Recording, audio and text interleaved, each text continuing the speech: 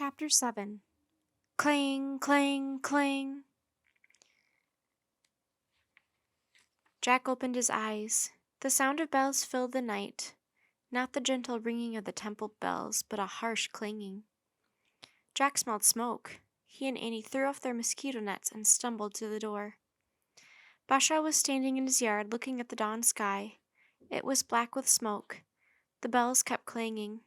"Is there a fire?" asked Jack. "Yes," said Bashaw. "It must be very big, for the bells do not stop ringing from the watchtower. This is what we have feared most. I must go and help the firefighters." "We'll help too," said Jack. "No, stay here," said Bashaw. He pulled on his socks and sandals, then grabbed a wooden bucket by the door.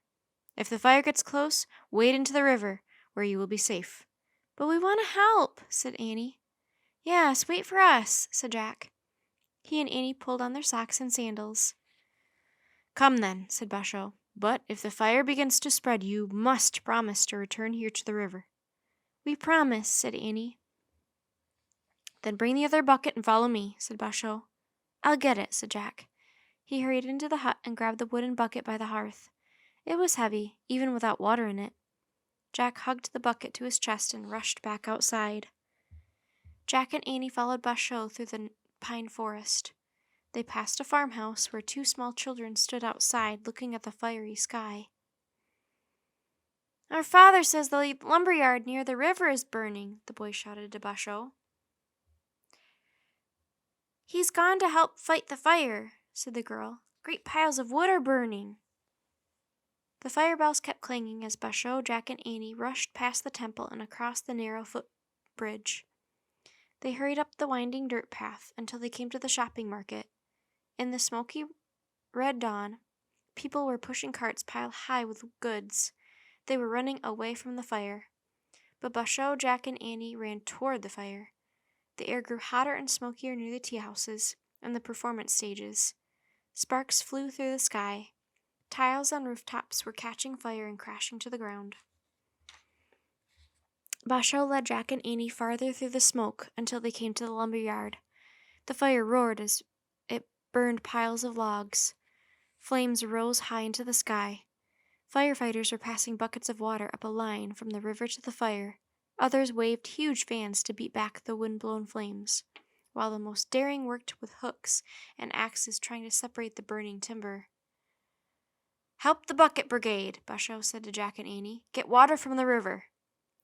Bashaw rushed to help the men beating back the fire with fans, while Jack and Annie hurried down to the river. Jack filled their wooden buckets with water inside. It was so heavy he couldn't lift it. "Do it together," said Annie. "Right," said Jack. Using all their strength, Jack and Annie carried their bucket up the bank of the river. As they stumbled along, they tried not to spill the water. Jack could hardly breathe in the smoke-filled air. His throat and eyes burned. His face felt red hot.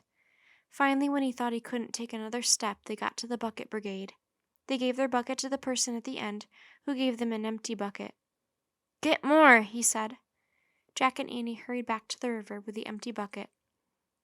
They filled it with water and then struggled back up the bank. Over and over, Jack and Annie hauled buckets of water back and forth from the river to the line of the firefighters. Everyone worked hard to battle the great blaze, but the flames kept shooting into the sky.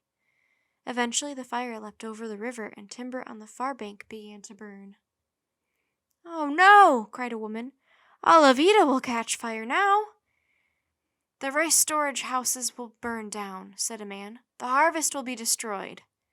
Several people began weeping. Jack felt like crying too. Right in front of his eyes, the beautiful floating world of Ida was about to go up in flames. "This is hopeless," he said to Annie. "No, it's not," Annie said. "The wand! We can use the wand." "Of course," cried Jack, "but it's in my bag, back at Bashaw's house." "We have to get it," said Annie. She shouted to Bashaw, "Bashaw, we're going back to your castle." "Yes, run for safety," called Bashaw. "Jump into the river." "Right," cried Jack. "Be careful," Annie shouted to Bashaw. Then she and Jack started running as fast as they could. They raced past the market.